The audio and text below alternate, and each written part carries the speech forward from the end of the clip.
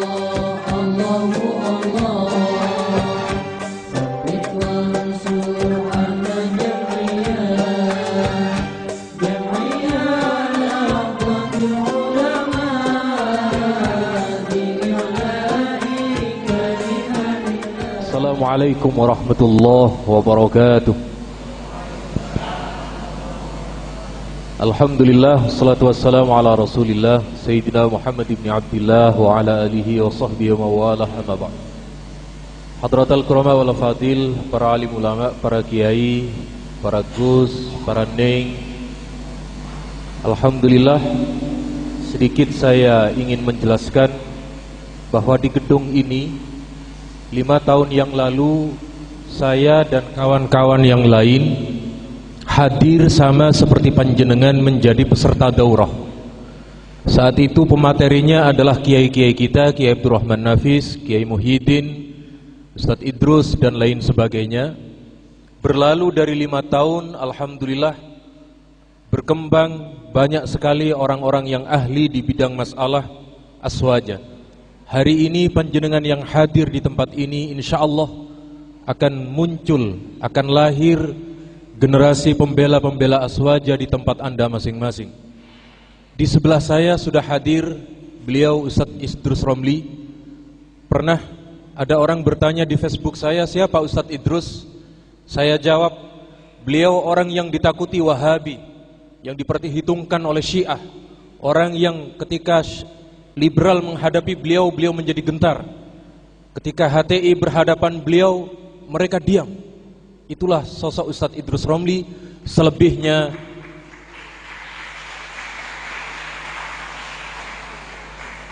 Selebihnya wahwa ghaniyun anis syarhi. Falyatafaddal Syekh.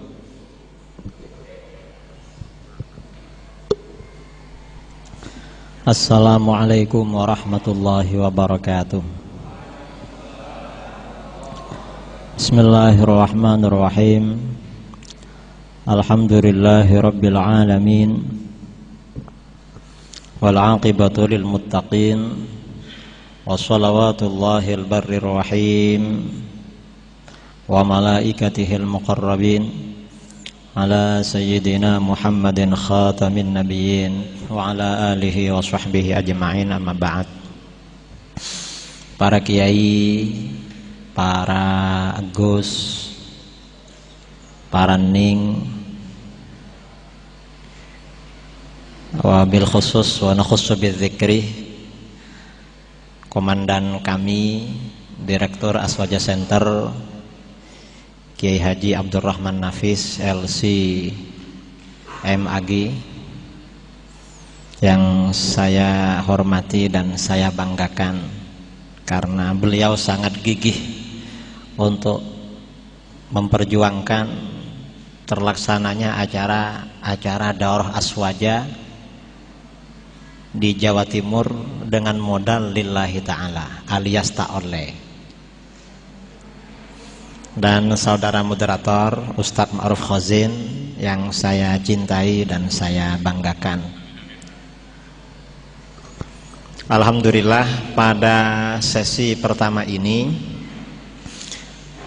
saya diberi waktu sesi pertama. Tema yang diberikan kepada saya adalah tentang mafahim ahlus sunnah wal jamaah. Mafahim ahlus sunnah wal jamaah ini artinya, mafahim itu jamak dari mafhum. Mafhum itu artinya konsep. Konsep-konsep ahlus sunnah wal jamaah. Ini yang akan kita bicarakan. Tapi saya tidak akan membicarakan mafahim ahlus sunnah wal jamaah secara menyeluruh, karena ini hanya daurah aswaja ini hanya sebagai simbol untuk mengembalikan semangat perjuangan para kiai, para gus, para ning ke ranah ahlus sunnah wal jamaah. Saya kira semua yang hadir di sini mantap kepada ahlus sunnah wal jamaah. Tadi saudara moderator ada yang kurang. bahwa yang takut dengan saya Wahabi, Syiah dan Hizbut Tahrir. Sebenarnya ada yang berani pada saya, yaitu jamaah tabligh. Kalau jamaah tabligh itu berani. Kemarin malam Minggu saya mengisi di Masjid Raya di Peraya, Lombok Tengah. Habis ceramah Ahlus Sunnah wal Jamaah, ada jamaah tabligh menghampiri saya mau pulang. Pak Kiai, bagaimana hukumnya mencukur jenggot dan merawat kumis? Saya bilang, yang sunnah itu jenggot dirawat, kumis dicukur. Pak Kiai kok dibalik katanya? Ya ini alasannya tradisi. Langsung, lah berarti Pak Kiai bohong kalau begitu. Kabura maqtan 'indallah an taqulu ma la taf'alun. Langsung didalilkan. Padahal kan jadi memang ada ya kelompok-kelompok yang juga perlu kita sikapi, menganggap orang meninggalkan perkara sunnah itu dianggap kemungkaran yang besar, seakan-akan melakukan perbuatan haram. Padahal orang melakukan perkara makruh itu kan tidak mazmum fi syar'i, tidak tercela. Tidak tercela secara syara. Cuma jamaah tabligh ini termasuk kelompok yang ghulu. Jenggot ini kan hanya persoalan sunnah. Memang tidak bisa dikatakan hanya sunnah ya, jenggot. Tetapi kan orang meninggalkan jenggot ini kan banyak tujuan. Dan orang meninggalkan sunnah itu sejak masa Rasulullah itu sudah ada.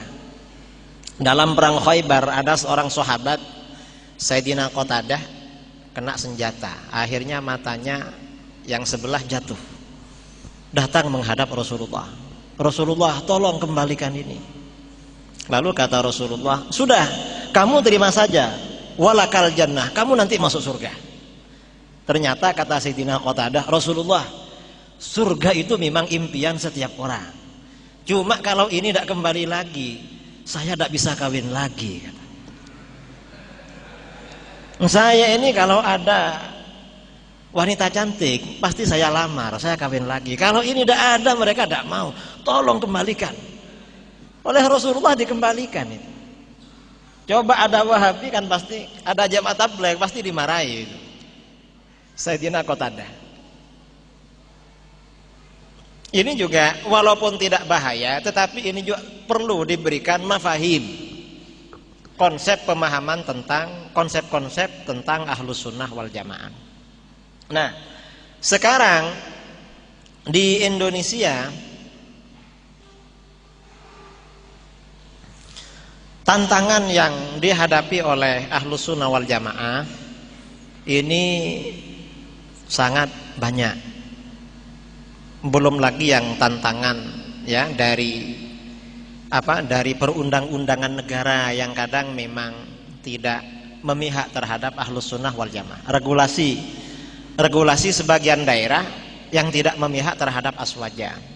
Belum lagi seperti itu. Kemudian aliran-aliran juga semakin banyak macamnya. Apakah aliran yang memang lahir dari daerah masing-masing, aliran lokal, maupun aliran-aliran transnasional. Jadi kalau saya lihat aliran-aliran yang berkembang di Indonesia ini, ada aliran nasional ya. Aliran-aliran yang nasional ini contohnya seperti LDII, Wahidiyah. Itu aliran nasional. Karena memang sekupnya sudah menasional, di mana-mana mereka punya anggota. Ada aliran transnasional. Contohnya seperti Syiah, Wahabi, Hizbut Tahrir, dan semacamnya. Ada aliran-aliran lokal. Di tiap-tiap daerah ini ada aliran lokal. Kalau aliran nasional yang baru ya, yang oleh para ulama difatwakan keluar dari Islam, bulan Januari kemarin lahir namanya Ghafatar. Heboh tentang berita Ghafatar, Ahmad Musaddiq, mantan pelatih bulu tangkis yang ngaku jadi nabi. Lalu bulan Februari di Jombang ada Pak Jari ya. Ada Pak Jari ngaku jadi nabi juga. Terus setelah itu di Lombok Timur ada orang namanya Pak Tugimin ngaku jadi nabi. Bahkan ngaku jadi ketuanya, pimpinannya para nabi. Namanya Pak Tugimin.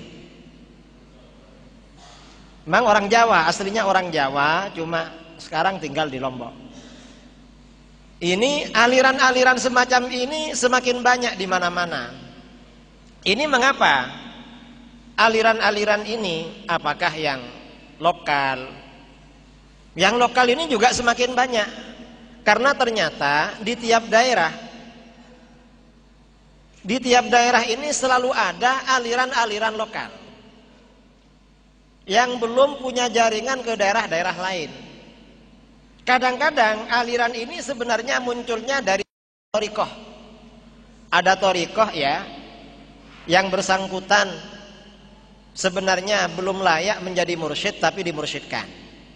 Contohnya di Padang, Sumatera Barat. Menjelang bulan Ramadan kurang 2 hari, biasanya ada thariqah Naqsyabandiyah yang sudah sholat taraweh, puasa duluan. Hari raya kurang 2 hari sudah takbir, sholat id duluan. Itu kan thariqah Naqsyabandiyah. Dulu pada mursyid yang sebelumnya ini masih sama dengan yang lain, hari raya, Ramadan.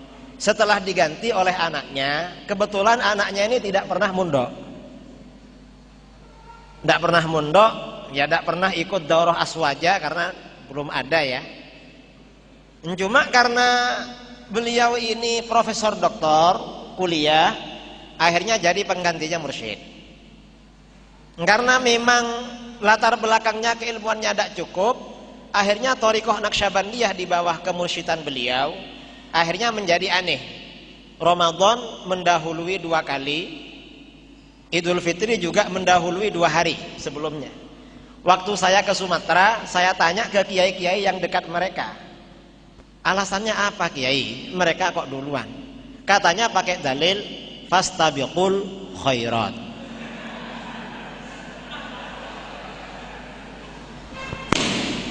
Jadi dalilnya fastabiqul khairat, duluan. Jadi duluan, berlomba-lomba dalam kebaikan. Jadi sudah duluan dalam kebaikan itu. Nah, aliran-aliran yang menyimpang di Indonesia, aliran-aliran lokal ini, cara berdalil seperti ini memang. Caranya berdalil seperti fastabiqul khairat ini. Ini kemarin saya didatangi beberapa orang ke rumah saya, melaporkan ada aliran baru di daerah saya di Jember. Ada aliran namanya Iqra binafsik. Di Puger itu ada pulau, di tengah pulau kecil itu ada tempat rekreasi, namanya Pulau Kucur. Di sana ada kolam renang, tempat rekreasi juga. Kelompok Iqra binafsik ini setiap malam Jumat Legi bersama jamaahnya, laki-laki perempuan, jam 12 malam ke atas wiritan di kolam. Dari atas ditutup. Saya suruh tanya ke orang-orang saya, coba tanyakan mengapa wiritannya kok harus di kolam dan laki perempuan lagi dan ditutup dari atas. Katanya biar mujahadahnya luar biasa, katanya. Jadi biar kalau rasa dingin ini kan tambah semangat untuk teruji semangatnya untuk wiritan. Enggak. Nah, kalau wiritan di kamar, apalagi sambil pakai selimut kan enak, itu di air ujiannya. Tapi kok laki perempuan yang kumpul? Nah, coba cuma laki-laki ya mungkin.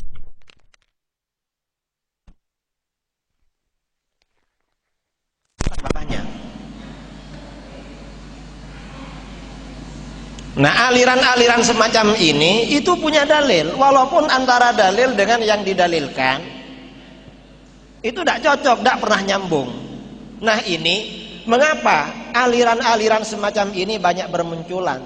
Ternyata setelah kita selidiki, di daerah-daerah itu memang sudah tidak ada tokoh-tokoh harismatik.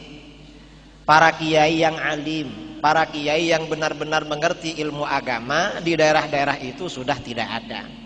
Akhirnya bermunculan kelompok-kelompok semacam ini. Nah, ini kita pentingnya mengadakan acara daurah internasional, mengembalikan para ulama, para gus, dan para ning ke ranah ahlus sunnah wal jamaah, memperjuangkan ahlus sunnah wal jamaah secara bersama-sama.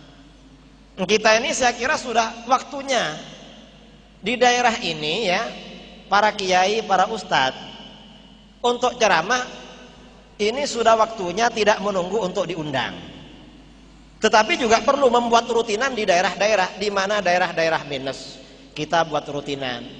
Nanti ada ustadz-ustadz, kiai-kiai kita kirim ke sana. Saya kira sudah waktunya seperti itu, karena kita ini sudah semakin kecolongan. Ini belum lagi kelompok-kelompok ya, kelompok-kelompok transnasional yang memang punya dana yang sangat kuat seperti Wahabi. Wahabi ini sekarang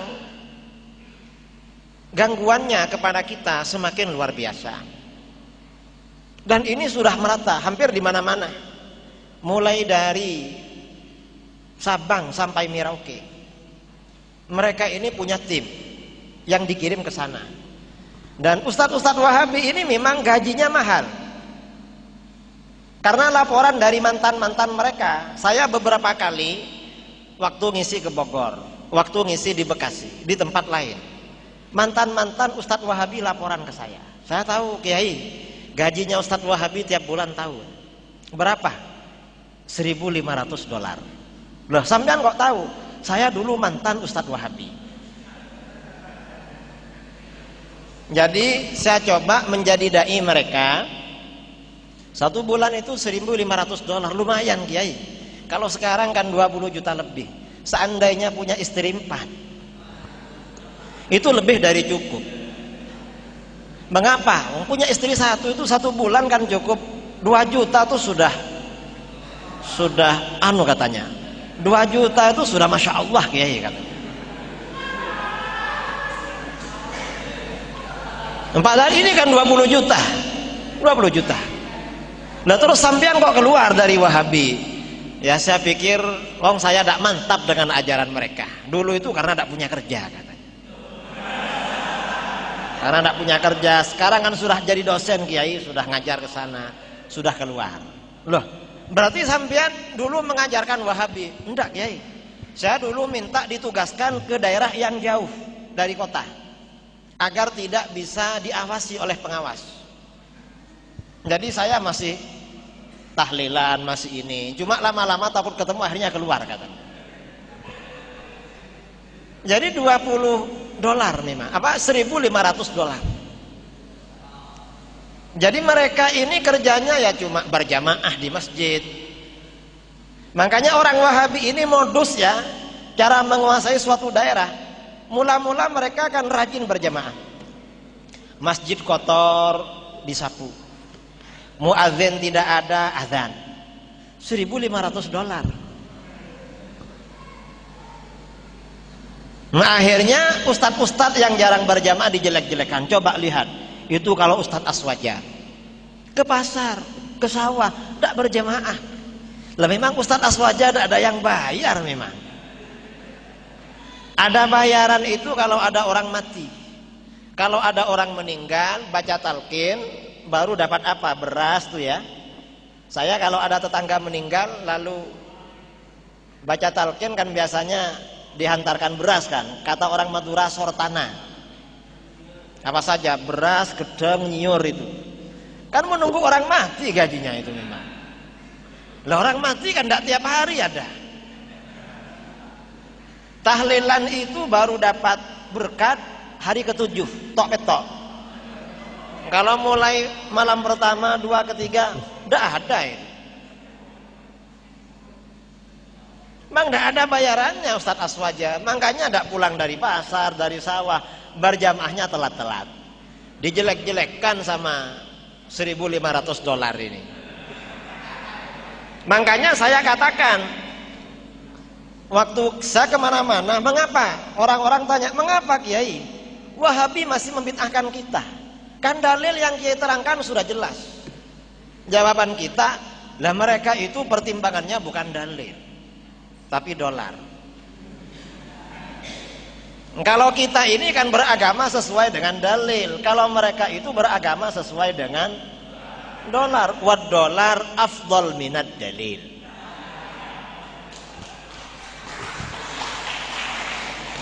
Jadi masalah itu ini, dan sekarang ya yang saya juga menjadi miris, aliran-aliran ini ideologinya sudah berpengaruh terhadap sebagian orang NU.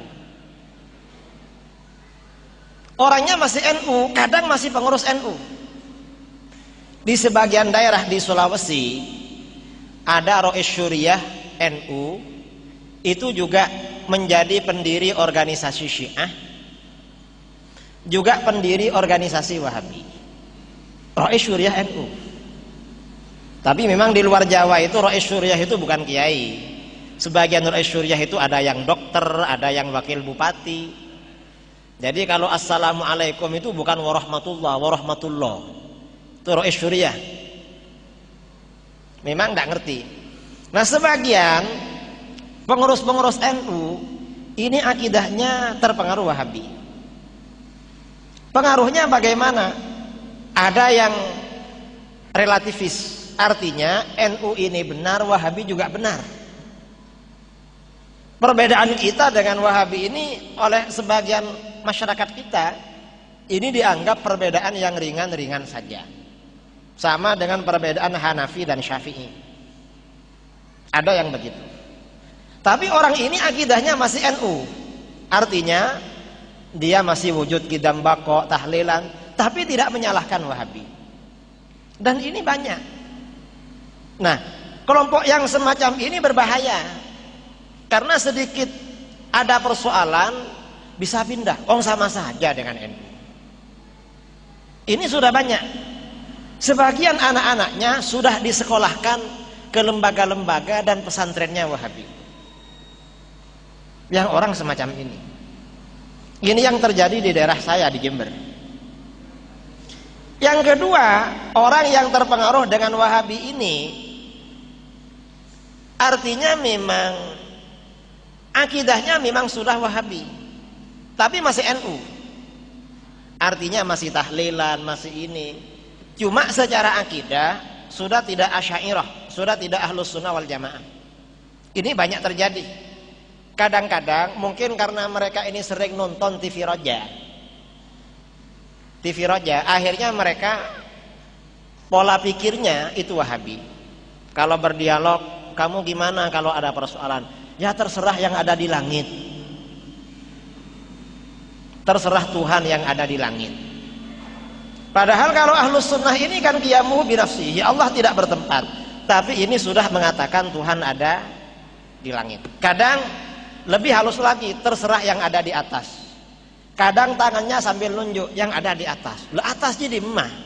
Bumi ini kan bulat secara teori.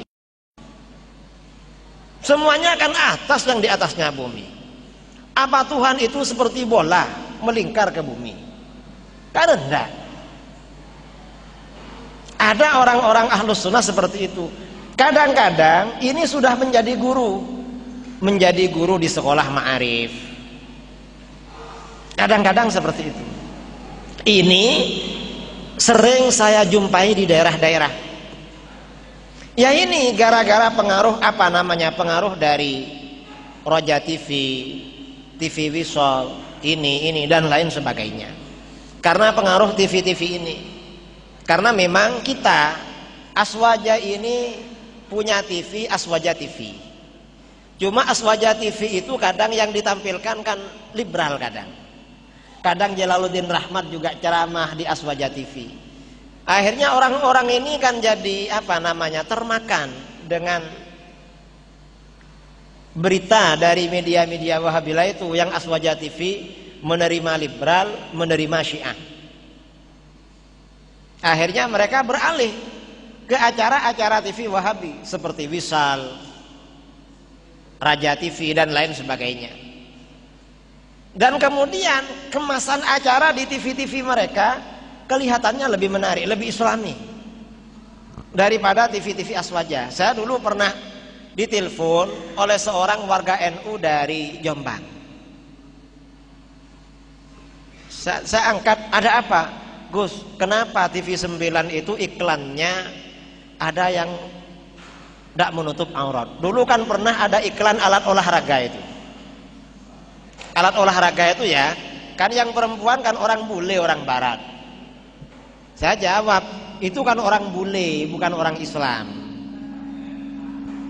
Nah kalau orang bule ya begitu.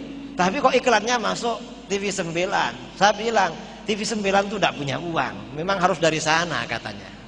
Ya sudahlah, carikan yang lain lah, jangan itu katanya. Memang pernah. Nah kalau Wahabi ini memang danyanya luar biasa, sangat kuat. Mereka ini tidak perlu dari apa? Dari sponsor. Di Jember itu ada sekolah tinggi di Rosa Islamiyah Imam Syafi'i. Tapi ajarannya anti Imam Syafi'i, yang punya Wahabi. Di sekitar kota setiap ada tanah dijual langsung cash sama lembaga Wahabi. Mereka ini memang dananya luar biasa. Loh, NU ini kan memang tidak punya dana. Nah ini saya kira penting ya, kita ini membangun kesadaran mafahim ahlus sunnah wal jamaah. Karena semuanya ini akan berjalan dengan baik apabila mafahim ahlus sunnah wal jamaah bisa kita kemas sebaik-baiknya, bisa kita sampaikan kepada masyarakat, terutama tokoh-tokoh.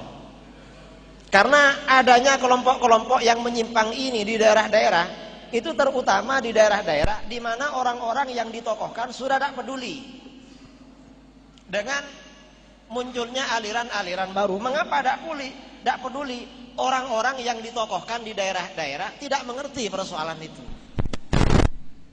Karenanya ini menjadi tugas kita bersama.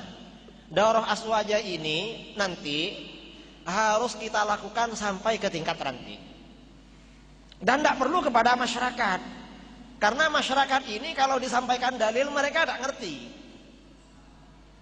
Sampean berbicara dalil, tidak ngerti setelah itu. Karenanya masyarakat itu kalau ditanya, dalilnya itu bukan Al-Quran hadis. Sudah jelas tadi malam Kiai sudah katanya. Sudah tadi malam. Sudah top. Tapi tidak ngerti. Lah orang awam kok disuruh mengerti dalil.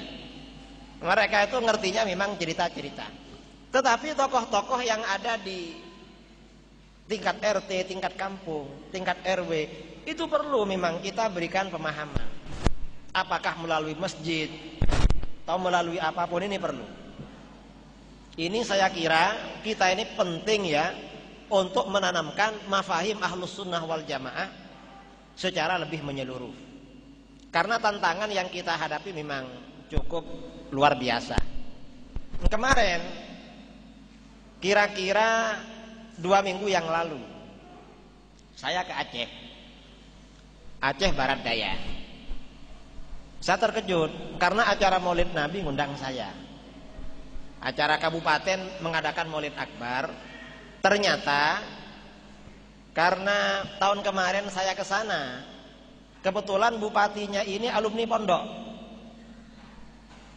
Agusnya yang ada di sana masih muda dan disegani sama bupatinya. Bupatinya ini santrinya. Nah, Agusnya ini ngundang saya, bupatinya wajib hadir. Ya sudah. Mulai dari awal sampai selesai acara bupatinya duduk di situ karena Gusnya yang nyuruh. Itu wibawanya Gus. Saya disuruh ceramah Wahabi. Saya jelaskan Wahabi itu bukan ahlus sunnah wal jamaah. Wahabi itu pengikut setan, dalilnya ini. Wahabi ini sama dengan Yahudi, dalilnya ini. Saya keluarkan semua. Bupatinya mantap kalau Wahabi aliran sesat. Lalu oleh Gusnya bisik-bisik, Bupati, siap Tengku. Di sana itu Kiai kan dipanggil Tengku, siap. Tadi dengar, Pak Kiai kan sudah bilang aliran sesat, Wahabi, HTI, terus ini, iya. Keluarkan peraturan, dilarang. Akhirnya Pak Bupati keluar peraturan melarang Wahabi, HTI, dan 2 aliran lokal. Langsung dilarang. Begitu dilarang, Wahabi banyak uangnya. Wahabi, HTI gabung, mem-PT UN kan peraturan ini ke Jakarta. Di PT UN kan, karena keluar bentuk peraturan. Akhirnya kemarin saya diundang lagi, suruh ceramah lagi. Acaranya Maulid Nabi. Karena namanya acara Maulid Nabi kan, masa acara Maulid bicara Wahabi kan? Enggak kan?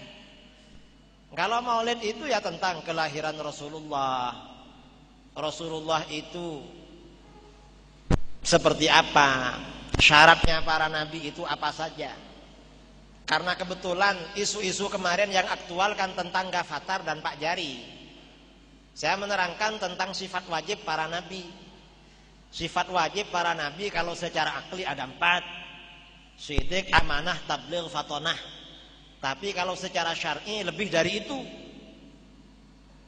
Lebih dari 8. Yang pertama, para nabi itu syarat yang pertama ayyakuna akmalan nas khalqan. Harus orang yang paling sempurna secara fisik. Tidak ada nabi itu fisiknya jelek, hitam, pendek, perutnya ke depan, tidak ada. Nabi itu semuanya ganteng.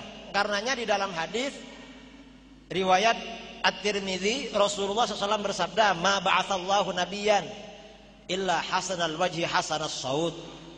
Allah tidak pernah mengutus seorang nabi kecuali wajahnya tampan, suaranya juga bagus.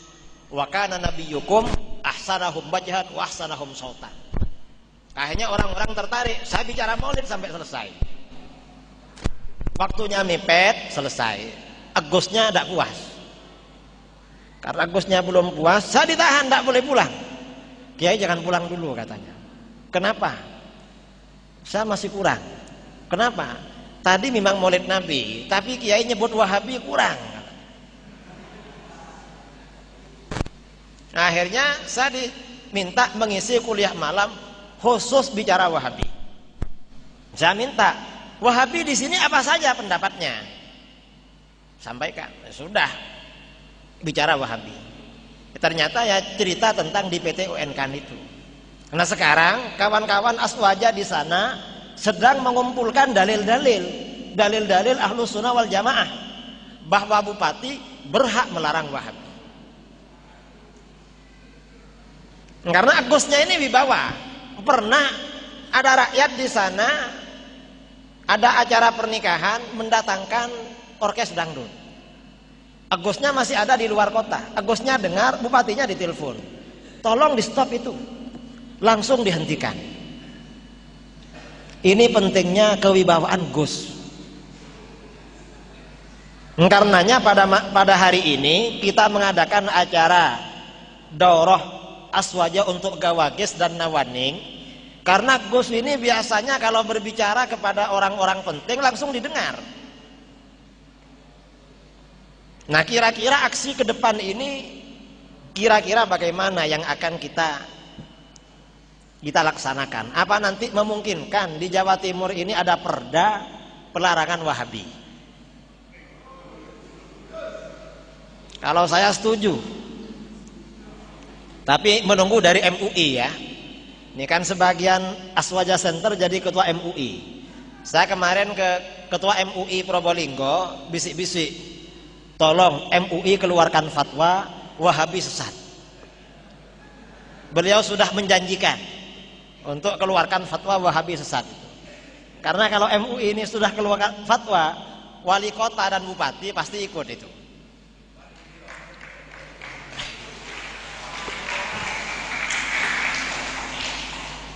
Nah ini saya kira beberapa poin yang perlu saya sampaikan kepada para peserta. Setelah ini nanti Kiai Marzuki Mustamar yang akan berbicara kepada kita. Saya memang tidak membicarakan dalil-dalil karena saya lihat yang hadir di depan saya ini sering ketemu saya. Atau di PBNU apa di daerah-daerah banyak yang ketemu. Tapi kalau memang ada hal-hal yang ingin ditanyakan, silahkan. Waktu saya kembalikan kepada moderator. Kurang lebihnya wal afu minkum. Assalamualaikum warahmatullahi wabarakatuh.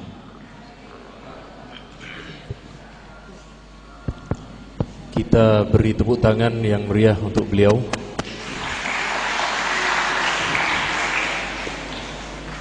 Saya melihat dari apa yang telah beliau sampaikan dari awal tadi bahwa mafahim yang paling penting dari aswaja itu adalah at-tamadhub, bermadhab.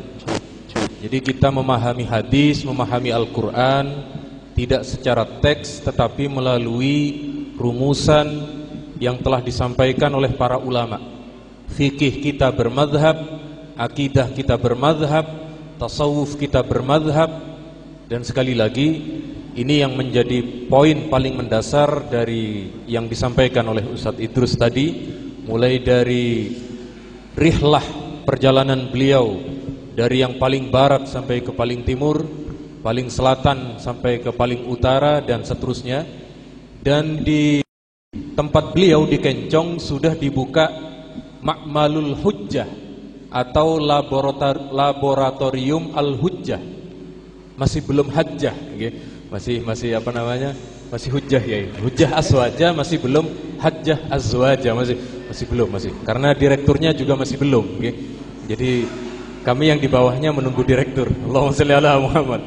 Saya persilahkan kepada para kiai, para gus atau juga Neng, Bu Nyai, saya persilahkan untuk bertanya.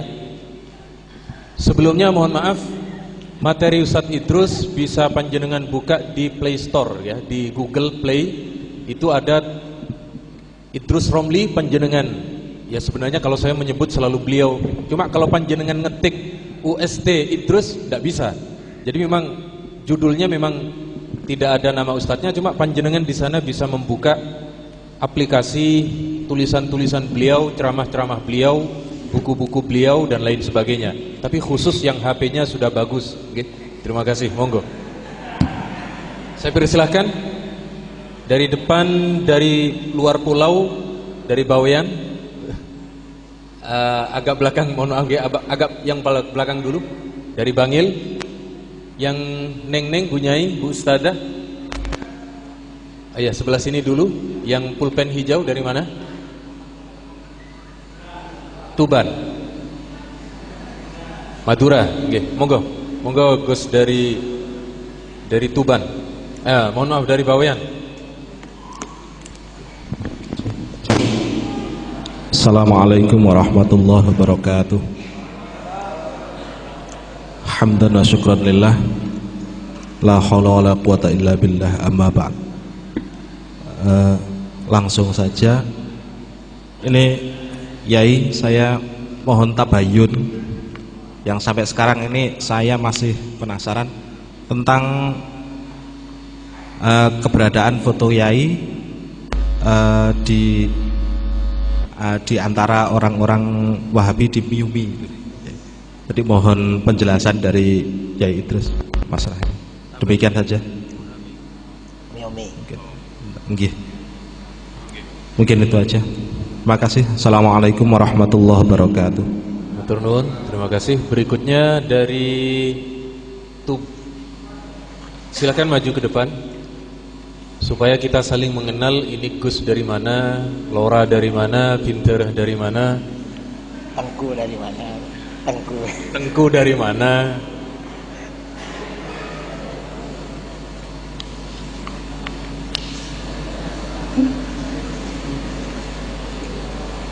Nama dan asalnya Gus. Assalamualaikum warahmatullahi wabarakatuh. Nama saya Sulaiman Abbas dari Aswaja NU Center Bangil. Satu yang saya ingin tabayun, klarifikasi, juga pertanyaan dari paparan narasumber tadi, seolah-olah selain Aswaja NU Center, Aswaja ada Wahabi, ada Syiah dan segala macamnya itu sesat, dan sudah ada upaya untuk membuat regulasi melalui jaringan narasumber supaya paham Wahabi dan yang lain selain aswaja itu supaya difatwakan sesat, setidaknya kan begitu. Kalau sampai menjadi undang-undang itu akan lebih baik. Saya sebagai kader aswaja tentunya sangat simpatik dan sangat mendukung dengan apa yang sudah digagas dan diperjuangkan oleh beliau Ustadz Idrus Romli. Tapi pada titik yang sama juga saya mempunyai kegamangan. Dalam pengertian kegamangan bahwa kita tidak memungkiri bahwa sampai hari ini pun kita juga menyuarakan tentang Islam Nusantara, yang itu juga dimotori oleh NU. Islam Nusantara kita tahu bahwa di Nusantara itu juga di sana banyak bahkan tidak sekedar lintas aliran dalam tubuh Islam, tapi juga lintas agama kan begitu. Dan itu oleh Islam Nusantara yang saya tangkap dan saya ketahui semuanya itu dilindungi, terlepas dari perbedaan pandang dari sudut aswajanya kan begitu. Upaya pemfatwaan sesat terhadap selain aswaja, bahkan membuat regulasi sesat kepada aliran selain aswaja yang kita perjuangkan ini, apakah tidak tabrakan? Kadang dikasih transport 250.000, naik bus tidak cukup. Tapi saya datang dulu karena ingin menjelaskan Ahlus Sunnah. Sekarang sering tidak datang. Tapi bukan karena itu, karena memang fitnah. Karena kalau yaitu cuma foto kemudian disebarkan di internet sudah ikut Wahabi. Kemudian pertanyaan kedua, ini waktunya sudah habis ya. Kedua tentang Islam Nusantara. Islam Nusantara itu apanya yang ditanyakan? Kan sudah diputuskan di Basul Masail. Saya kira cukup membaca keputusan Basul Masail ya. Islam Nusantara kalau yang saya pahami artinya Islam yang bukan Wahabi, bukan Syiah, bukan HTI, bukan JIL, bukan komunis. Kalau yang saya pahami dari keputusan itu. Kalau ada Islam Nusantara pro Syiah, pro Wahabi, ya berarti bukan Nusantara namanya, Islam Iran itu.